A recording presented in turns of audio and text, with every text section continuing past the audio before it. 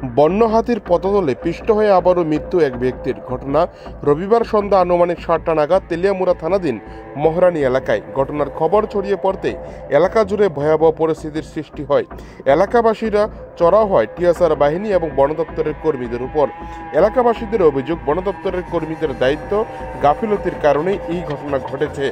এমনকি সেখানে সংবাদ সংগ্রহ করতে গেলে এলাকাবাসীদের বাধার মুখে পড়েন স্থানীয় সাংবাদিকরাও। সংবাদে জানা যায়, চাকমাঘাটের কপালিটি এলাকায় রবিবার সন্ধ্যায় বন্য দাতাল হাতির আক্রমণে ঘটনাস্থলে মৃত্যু হয়। মৃত ব্যক্তির নাম নিরুদ চৌধুরী, বয়স 70।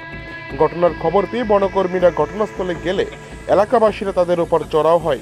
যথারীতি ওই এলাকায় তাণ্ডবে মানুষের মৃত্যুর খবর পেয়ে সংবাদ মাধ্যমের কর্মীরা ঘটনাস্থলে গেলে একাধিক দুষ্কৃতীরা সাংবাদিক হিরণময় রায়ের অতর্কিত হামলা চালায় তার উপর।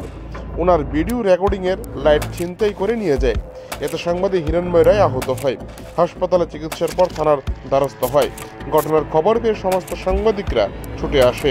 এই বিষয়ে নামধাম জানিয়ে থানায় অভিযোগ দায়ের করেছেন।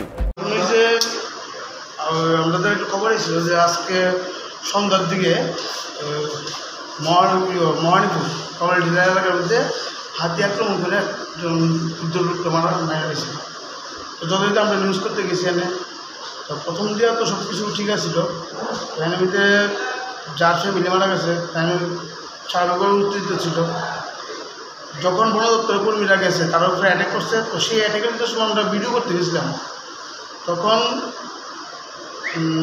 নিরঞ্জন সরকার ওনারই পরিবারের লোকজন, মানে ছেলে এবং যে ছেলের বউ বা নাতি একজন আছে, যতটুকু খবর পাইছি অ্যাটাক কারণ বসে আমার মোবাইল নিতে ছিনিয়ে নিতে আসলো।